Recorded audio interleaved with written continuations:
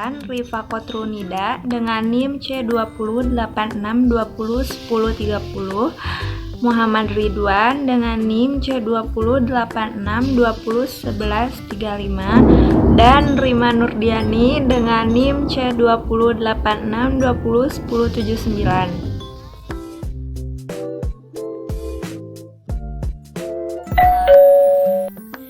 Cognitive Behavioral Therapy atau CBT merupakan psikoterapi yang mengintegrasikan dua pendekatan, yakni terapi kognitif dan terapi behavioral atau terapi perilaku. CBT merupakan bentuk perawatan psikologis yang paling banyak digunakan para praktisi serta diteliti oleh berbagai pihak. Terapi kognitif sendiri adalah terapi yang bertujuan untuk mengubah cara berpikir individu yang keliru dan menjadi suatu hal yang mengkhawatirkan. Sebagai contoh, pemikiran yang tidak tepat tersebut seperti berpikir bahwa seseorang tidak dihargai oleh kelompok tertentu, sehingga membuat individu seseorang tersebut menjauhi kelompok yang belum tentu benar-benar tidak menghargainya. Teknik Cognitive Behavioral Therapy atau CBT berfokus pada perilaku dan pikiran klien. Pikiran-pikiran negatif akan menyebabkan klien mempunyai perasaan dan perilaku negatif, dan begitu juga sebaliknya. Dalam CBT, klien akan diminta untuk mengidentifikasi distorsi dalam proses pikirannya atau yang berhubungan dengan gangguan yang dialaminya pada situasi-situasi tertentu dan mencoba mengubah sudut pandangnya terhadap masalah tersebut. Dalam CBT, hubungan di antara komponen-komponen disebut sebagai kognitif. Model ini digunakan untuk memahami distress mental klien atau masalah yang dialami klien dan menjadi kerangka untuk mengembangkan prosedur terapi individu untuk klien. CBT juga mempunyai beberapa prinsip dasar, yaitu CBT didasarkan pada hubungan antara proses kognitif, emosi, dan perasaan perilaku seseorang. CBT merupakan prosedur yang singkat dan terbatas waktu. CBT membutuhkan hubungan terapeutik yang kuat dan kerjasama kolaboratif antara terapis dan klien. Yang selanjutnya, dalam CBT, klien akan dibantu untuk menemukan sudut pandang berpikir yang baru untuk masalah mereka. CBT dilakukan secara terstruktur, terarah, dan berorientasi pada masalah. CBT sering disusun berdasarkan model pendidikan atau memberikan pengetahuan. CBT mengandalkan metode induktif, pendekatan ilmiah, dengan menggunakan logika dan reasoning. CBT hanya merupakan panduan, klien tetap harus berlatih sendiri di antara sesi-sesi CBT. CBT juga berfokus pada kondisi saat ini dan pada masalah. Adapun teknik-teknik dalam CBT. Ketika klien menyadari beberapa pikiran tidak rasional dan tidak sehat, bukan berarti secara otomatis perilakunya bisa berubah. Sehingga dalam penggunaan CBT tidak bisa menggunakan satu teknik saja, tetapi menggunakan beberapa teknik seperti relaksasi atau journaling. Eksperimen perilaku untuk mengetes cara berpikir seseorang yang memberikan bukti objektif tentang cara berpikir yang lebih baik. Contohnya, kalau saya mengkritik diri saya karena makan terlalu banyak, maka makan terlalu banyak saya berkurang. Dengan kalau saya berbicara dengan diri saya secara baik-baik, maka makan berlebihan saya akan berkurang. Rekaman evaluasi pikiran. Untuk mengatasi beberapa valid cara berpikir seseorang, contohnya ketika mahasiswa mendapat feedback dari dosennya, maka ia berpikir bahwa dirinya tidak berguna. Mahasiswa tersebut melakukan rekaman evaluasi pikiran. Dosenku memberikan masukan positif kemarin, atau dosenku memberikan masukan kepadaku. Kalau dia berpikir aku tidak berguna, mungkin dia tidak akan memberikan masukan kepadaku. Rekaman evaluasi pikiran membantu mengubah keyakinan irasional menjadi rasional dan logis. Eksperimen tingkah laku membantu merubah keyakinan irasional dan juga perasaan, atau meskipun apa yang dirasakan itu benar terlepas dari kenyataan yang ada. Menjadwalkan kegiatan yang menyenangkan, atau terutama untuk klien dengan kasus depresi.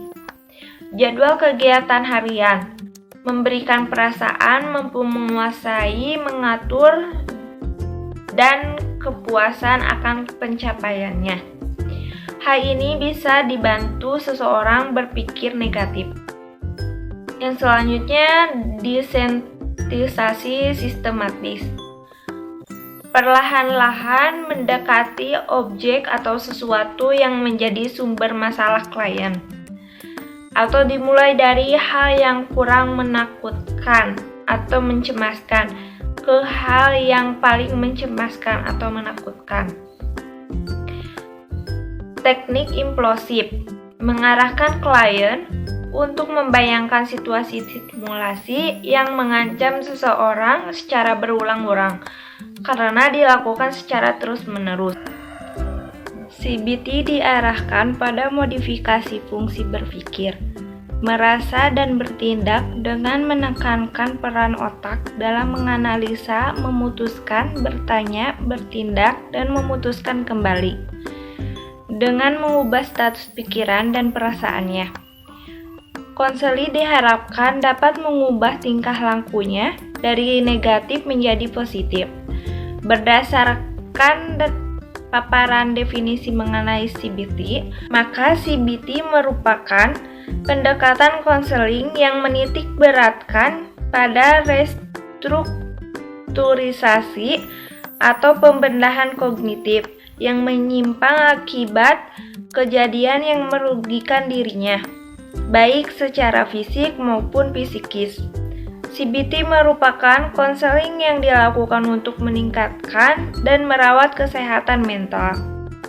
Konseling ini akan diarahkan kepada modifikasi fungsi berpikir, merasa, dan bertindak dengan menekankan peran otak dalam menganalisa, memutuskan, bertanya, bertindak.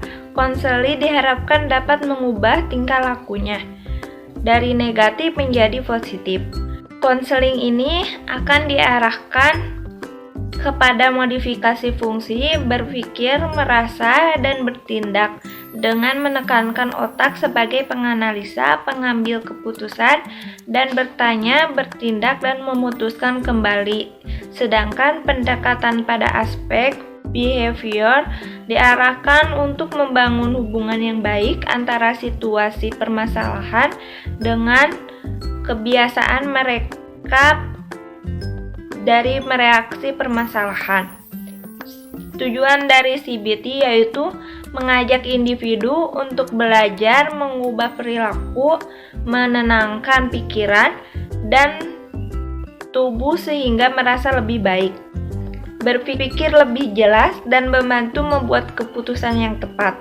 Hingga pada akhirnya dengan CBT diharapkan dapat membantu konseli dalam menyelesaikan berpikir, merasa, dan bertindak. Baik, di sini ada teman-teman saya yang akan mempraktekkan teknik konseling dalam teori CBT.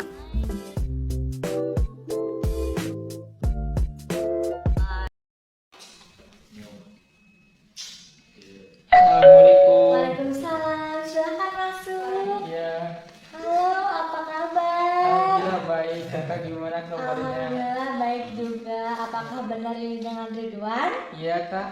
Oke, baik. Teteh sudah menerima info-info yang Ridwan kirim kepada email Teteh. Apakah Ridwan sudah siap untuk melakukan sesi konseling hari ini? Insya Allah siap kak. Oke, baik, langsung saja ya. Di sini ada 2 kursi.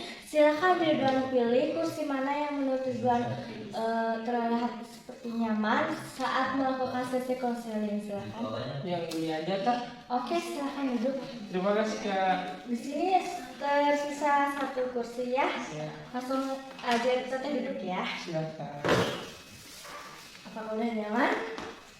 Udah kak. Oke, baik. Silahkan Ridwan perkenalkan diri terlebih dahulu dan juga ceritakan latar belakang Ridwan. Sebelumnya saya izin memperkenalkan diri ya kak. Nama saya Muhammad Ridwan. Saya dari Tasikmalaya. Umur saya 20 tahun kak. Saya sekarang sebagai mahasiswa jenjang semester 3 di Universitas Tasikmalaya, di Universitas Muhammadiyah Tasikmalaya. Ya mungkin sih gitu ya kak. Oke, baik. Di sini Teteh izin memperkenalkan diri Teteh terlebih dahulu ya. Nama kakak Rifka Faturida. Di sini kakak sebagai konselor.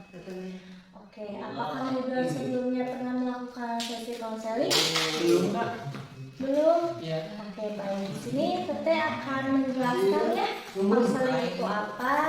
Jadi konseling itu adalah proses bantuan untuk membantu klien untuk memecahkan permasalahan yang sedang Ridwan hadapi. Apakah sebelumnya ada pertanyaan terlebih dahulu? Sebelumnya saya ingin bertanya dulu ya kak. Ada berapa sesi kak yang akan kita laksanakan dalam sesi konseling ini? Oke, di sini ada 4 sesi ya Ridwan. Setiap sesi itu sekitar 60 sampai 90 menit. Oke, sebelumnya Teteh juga mau menginformasikan terlebih dahulu kepada Ridwan. Di sini ada persyaratannya. Jadi ini bersifat pribadi atau rahasia. Jika ada yang ingin mengetahui tentang permasalahan ini seperti keluarga, teman, sahabat, batasan sampai mana yang harus kakak kasih tahu kepada mereka. Teteh meminta persetujuan dari Ridwan terlebih dahulu. Mungkin ini kan pribadi ya kak. Oke. Mungkin jangan ada yang dikasih tahu lah, cukup aja. Oke, jadi hanya kita berdua saja Ya. ya, dan Tuhan yang tahu. Ya. Oke, baik. Terima kasih atas kepercayaannya Ridwan. Baik, langsung saja ya. Silahkan, apakah ada yang ingin diselesaikan hari ini permasalahan apa? Iya kak. Langsung aja ya saya ceritakan. Kan saya itu merasa awalnya kan saya itu ketika ada masalah saya selalu dipendam ya kak. Dipendam sendiri, apa-apa lakukan aja sendiri gitu selagi saya mampu. Cuman sekarang saya merasa tidak kuat dengan permasalahan ini. Saya hampir depresi banget gitu kan dengan masalah ini. Karena sebelumnya kan saya itu udah berjuang ya kak. Ya. Berjuang gitu untuk saya itu merasa awalnya kan saya itu ketika ada masalah saya selalu dipendam ya Kak, dipendam sendiri, apa-apa lakukan aja sendiri gitu selagi saya mampu. Cuman sekarang saya merasa tidak kuat dengan permasalahan ini.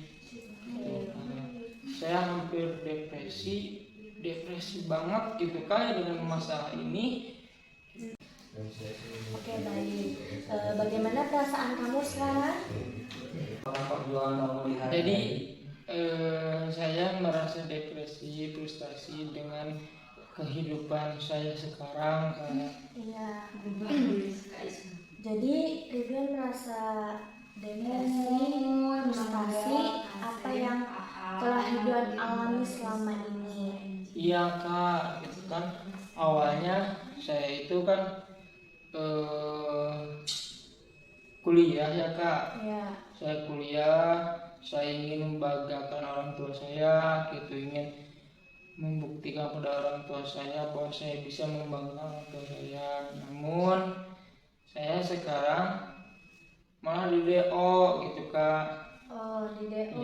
Ya mungkin karena gara-gara saya gitu ceroboh kuliahnya gitu. Oh, ceroboh karena kenapa? Ya jarang masuk lah, jarang ngerjain tugas lah. Oh, kenapa Ridwan melakukan hal seperti itu? Ya karena Apakah ada alasannya? iya Kak, karena saya awal-awalnya itu pertama kali saya suka main ya Kak, Ya. suka main sama teman saya Mhm. yang pada akhirnya keenakan gitu. Saya nyampe lupa jam kuliah, Mengerjakan lupa tugas. Ya. mengerjakan tugas juga. Jadi kuliah jarang masuk, tugas juga jarang saya kerjain.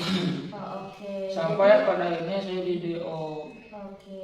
Jadi Ridwan tidak bisa membagi waktu ya Iya. antara main sama mengerjakan tugas atau perkuliahan gitu ya, seperti itu. Oke. Lalu ada hal lain lagi yang akan diceritakan selain itu? Iya. Terus kan saya kan sekarang di DO ya Kak. Ya. Saya juga ingin mencari kerja gitu, ingin mencari kerja.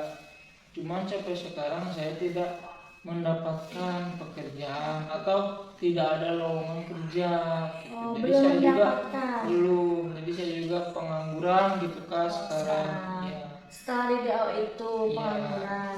Oke. Lalu saya melihat orang tua saya sangat sedih dengan kehidupan saya. Yang pada akhirnya saya depresi melihat orang tua saya, menangis lah. Oke. Jadi kamu merasa adalah kecewa Iya. ya, kecewa terhadap kamu sendiri, kecewa terhadap kehidupan kamu yang sekarang, walaupun itu emang disebabkan oleh kelakuan Ridwan itu sendiri. Ya. Lalu kedepannya pengen seperti apa Ridwan? Apa yang ingin didapatkan Iya, dari ya. proses ini? Mungkin saya ingin mendapatkan ini ya Kak. Kedepannya mudah-mudahan saya lebih menjadi baik, mencari kerja gampang. Saya juga kan ingin membanggakan orang tua saya gitu. Awalnya kan saya kuliah itu dibiayain sama orang tua saya gitu. Saya kok malah gak benar gitu Kak. Yang pada akhirnya orang tua saya kecewa, nangis. Saya mencari kerja nggak dapat juga, lowongan pada nggak ada gitu. Sekarang saya pengen banget gitu kan membahagiakan orang tua saya mungkin dengan jalur pekerjaan gitu. Oke, jadi kamu merasa dengan mendapatkan pekerjaan kamu akan merasa lebih baik gitu kehidupannya selanjutnya. Iya. Juga akan membanggakan kedua orang tua kamu Iya. gitu. Adakah keinginan lain lagi selain itu dalam kehidupan kamu nanti ke depannya? Ya mungkin kan kenapa saya juga ingin kerja ya kan, ingin kerja ya, bisa dikatakan saya juga ingin mengembalikan uang orang tua saya yang dulunya saya dikuliahkan, mulai dari daftar sampai saya didiakan itu udah berapa puluh juta yang keluar. Jadi kamu ingin mengembalikan, Iya. ingin apa, membalas budi ya? Budi orang tua saya. Oke.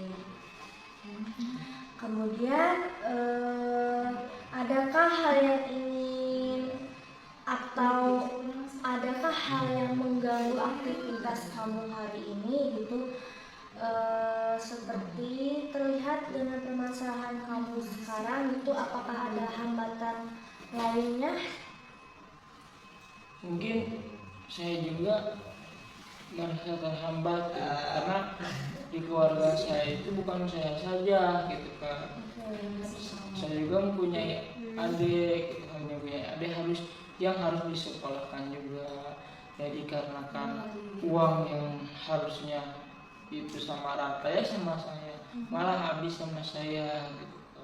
Sekarang saya juga harus bisa menyekolahkan adik saya. Oke,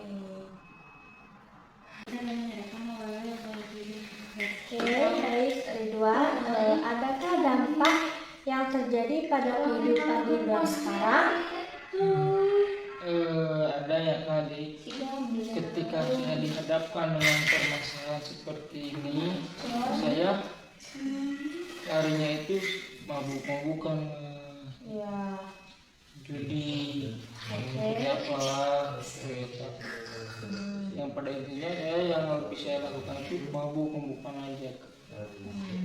Oke, dapat saya simpulkan bahwa kehidupan Ridwan yang sedang Ridwan alami atau jalani sekarang itu membuat depresi dan frustasi ya, sehingga kamu merasa tidak layak untuk hidup bahagia seperti itu ya, seperti orang lain. Dan apa yang kamu harapkan terjadi pada sesi hari ini? Ya mungkin saya ingin menjadi lebih baik gitu kan. Menjadi lebih baik dan ingin menghilangkan pikiran-pikiran saya yang negatif seperti itu ya. Dan saya juga ingin menjauhkan diri dari perilaku yang saya sudah lakukan. Sebenarnya kan awalnya saya suka mabuk, saya ingin menghilangkan tingkah laku seperti itu. Oke, baik. Jadi kamu mengharapkan ingin menghilangkan pikiran yang negatif itu ya. Oke, baik. Jadi kamu mengharapkan ingin menghilangkan pikiran negatif kamu. Nah, menghilangkan pikiran negatif kamu yang seperti apa? Ya Kak, jadi saya ingin menghilangkan pikiran negatif saya contohnya ingin bunuh diri gitu. Gitu Kak. Oh, ingin menghilangkan. Oke, jadi kamu mengharapkan ingin menghilangkan pikiran negatif kamu. Oke, jadi pikiran negatif yang seperti apa yang ingin kamu hilangkan?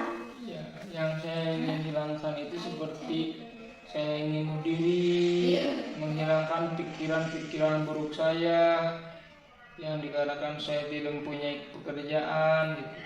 Oke, menurut kamu adakah respon yang dampaknya positif? Ya mungkin saya ingin lebih baik lagi menjalani kehidupan saya agar saya bisa membanggakan orang tua saya. Oh, lebih baik lagi ya. Oke. Selain berusaha menentukan tujuan hidup kamu, kira-kira apa yang bisa kamu lakukan ketika tujuan hidup itu tidak sesuai dengan rencana dan rencana-rencana kamu seperti itu? Ya mungkin saya akan tetap berusaha, tetap berjuang demi keluarga saya, terutama untuk orang tua saya, agar saya bisa membantu orang tua saya dan bisa menebus kesalahan-kesalahan saya kayak saya sudah lakukan. Oke, baik. Mudah-mudahan setelah ini kamu mendapatkan pekerjaan dan membuka pikiran kamu yang lebih positif lagi setelah melakukan sesi konseling hari ini. Mudah-mudahan juga Ridwan lebih baik lagi ya kehidupannya ke depannya, dan mudah-mudahan Ridwan bisa membuat kedua orang tua Ridwan bangga.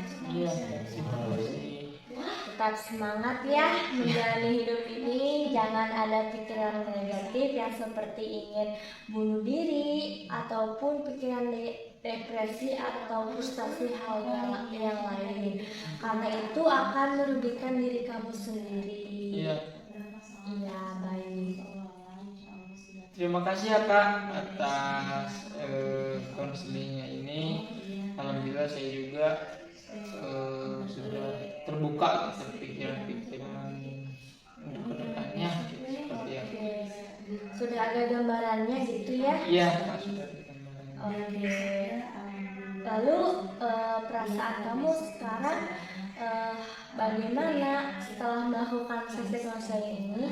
Ya, alhamdulillah Kak, saya menjadi lebih tenang, terus tetap lebih semangat untuk mencari pekerjaan agar bisa membanggakan orang tua saya. Oke, jadi mau dimulai dari kapan untuk Mungkin melakukan hal-hal yang positifnya nih?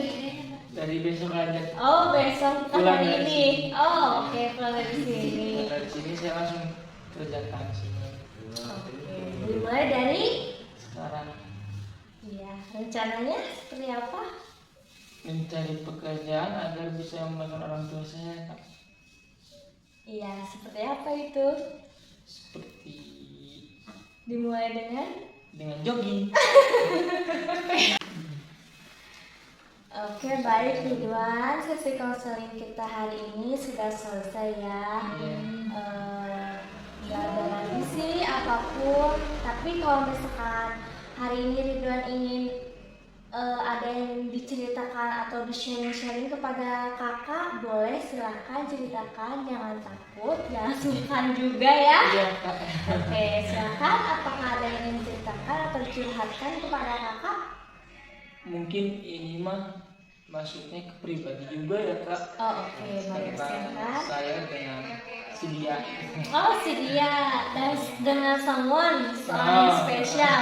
Oke, iya. Kan saya juga merasa kecewa.